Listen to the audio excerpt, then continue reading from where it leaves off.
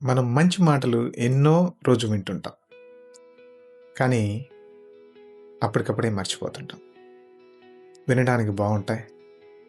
టీవీలోను, ఇలా సోషల్ మీడియాలోను, అలాగే ఎవరైనా చెప్పినప్పుడు, ప్రసంగాలు చేసినప్పుడు, లేదంటే చదివినప్పుడు వింటాం. చాలా చక్కగా, చెవికి ఇంపుగా బావున్నాయే అంటాం. మంచిగా మాట్లాడుతున్నారే, ఈ వాక్యం చాలా చక్కగా ఉందని. కానీ దాన్ని అప్లై చేసుకోవడానికి కష్టంగా ఉంటుంది. వినడానికి ఈజీగా ఉంటది. అప్లై చేసుకోవడానికి కష్టంగా ఉంటది. అప్పుడేం చేస్తామంటే, దాన్ని విన్నట్టు దాటేస్తుంటాం. అలాంటి పరిస్థితి వస్తదని దేవుని వాక్యం ఈ విధంగా మాట్లాడుతుంది.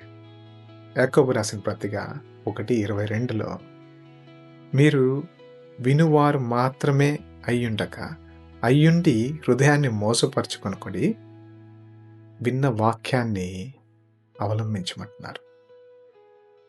మరి అటువంటి విన్న వాక్యాన్ని మనం అవలంబిస్తున్నామా? పాటిస్తున్నామా? అప్లై చేస్తున్నామా?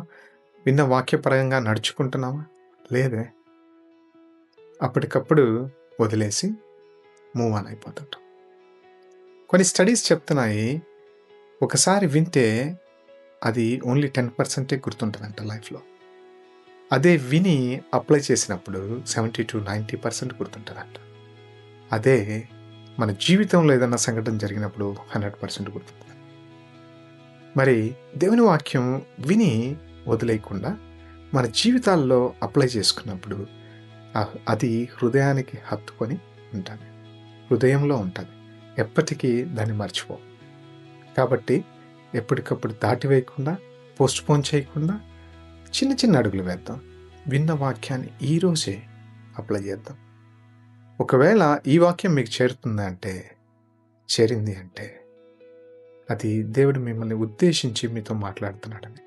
ఏదైనా వాక్యం మీ చెవికి కానీ మీ కంటికి కానీ చేరిందంటే దేవుడు మీతో మాట్లాడుతున్నాడు, దాన్ని దాటివేయడానికి కాదు. కాబట్టి ఈ చిన్న వాక్యాన్ని, విన్న వాక్యాన్ని, చిన్న అడుగుల్ని ఈరోజే వేద్దాం, పోస్ట్పోన్ చేయకుండా. దేవుడు మిమ్మల్ని దీవించును గాక.